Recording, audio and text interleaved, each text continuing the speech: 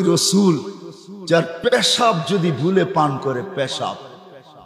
উম্মে আয়মান আল্লাহর রসুলের পেশাব ভুলে পান করে ফেলছেন।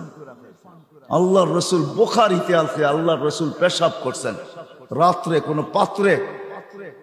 উম্মে আয়মান পিপাসিত ঘুমের থেকে উঠছেন রাত্রে, পিপাসায় উঠায় ফেলছে, দেখছে সামনে পেলা আছে। আল্লাহর রসুলের কিতো দাসী ছিল উম্মে আয়মান, পেলা সামনে রাখা, হাত দিয়া দেখে পানির মতো তরল, নাক নিয়া দেখে সুঘ্রাণ, মন মানতে ছিল না, পান করা পিপাসা মিটায় নিছে।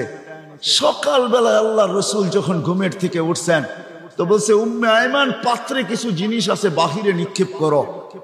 তো বলে, ইয়া রাসূল আল্লাহ, ওটা রাত্রেই করে দিছি।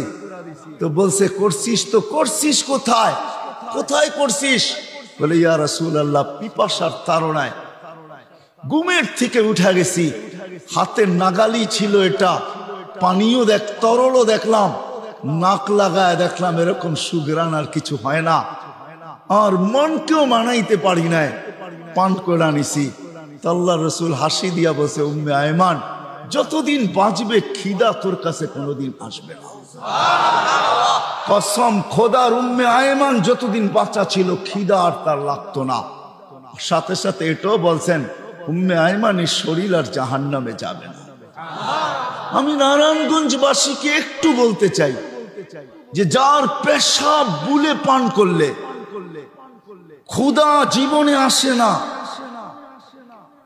জান্নাত জাহান্নাম হারাম হয়ে যায়, ওই ব্যক্তির কেরিয়ার, ওই ব্যক্তির আদর্শ, ওই ব্যক্তির লাইফ স্টাইল হয়। যুবক, তোমাদের পায়ে হাত দিয়া বলি, কার লাইফ স্টাইল তুমি অনুকরণ করো? কার লাইফ স্টাইল?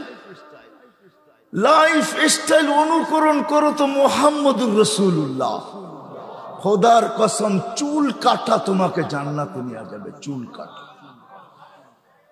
মুহাম্মদুর রাসূলুল্লাহর পোশাক তোমাকে জান্নাতে নিবে। যদি পেশাব জান্নাতে নিতে পারে তো পোশাক কেন নিবে না? আমাকে যুক্তি দেন। পেশাব যদি জান্নাতে নিতে পারে তাহলে চুল কাটা কেন নিবে না? পোশাক যদি নিতে পারে তো দাড়ি রাখা কেন নিবে না? পোশাক যদি নিতে পারে তাহলে পর্দা কেন নিবে না?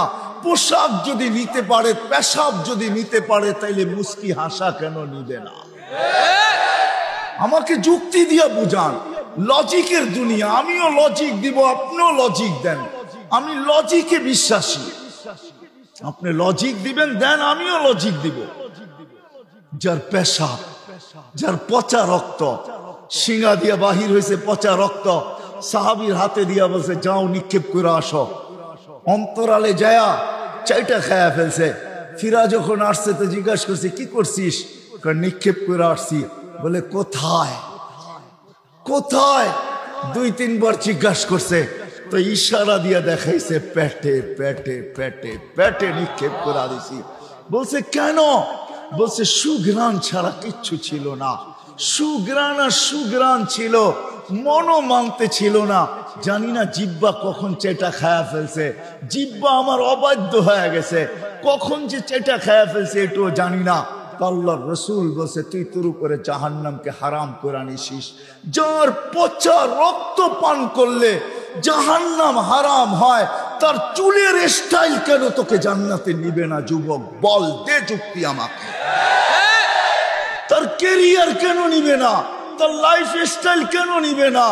তার আদর্শ কেন জান্নাতে আমাকে নিবে না? আমাকে যুক্তি দেন নারায়ণগঞ্জের মানুষ। আমি আপনাদের লজিকে বিশ্বাসী।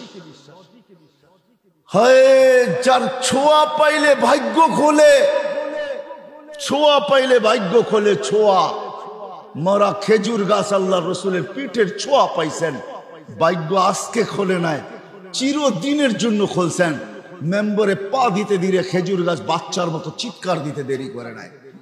আল্লাহর রাসূল নাইমা এসা হাত বুলাইতে বুলাইতে বুঝাইতেছিলেন, সান্ত্বনা দিতেছিলেন, কাঁদিস না, তোকে ছোঁয়া দিতে থাকবো। তাও কান্না থামে নাই। বলছে না, শুধু ছোঁয়া দিলে হবে না।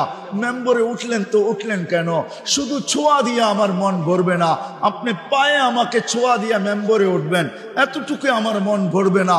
তো আল্লাহ রসুল বলছে ঠিক আছে, তুই দুনিয়ায় খেজুর খাওয়াইতে পারিস না, আমি তোকে জান্নাতে নিয়ে যাব, আমার জান্নাতে রাখবো, তুই খেজুর দিবি আর আমি মজা করে খাবো। যদি ছোঁয়ায় জান্নাতে যাইতে পারে, ও তুমি কেরিয়ারে কেন যাইতে পারবে না? আদর্শে কেন যাইতে পারবে না? লাইফ স্টাইলে কেন যাইতে পারবে না? ওই নবীর মতো ঘুমাইলে কেন যাইতে পারবে না? খাইলে কেন যাইতে পারবে না? হাঁটলে কেন যাইতে পারবে না? চললে কেন যাইতে পারবে না? লজিক বুঝাও তো আমাকে, লজিক দিয়া বুঝাও।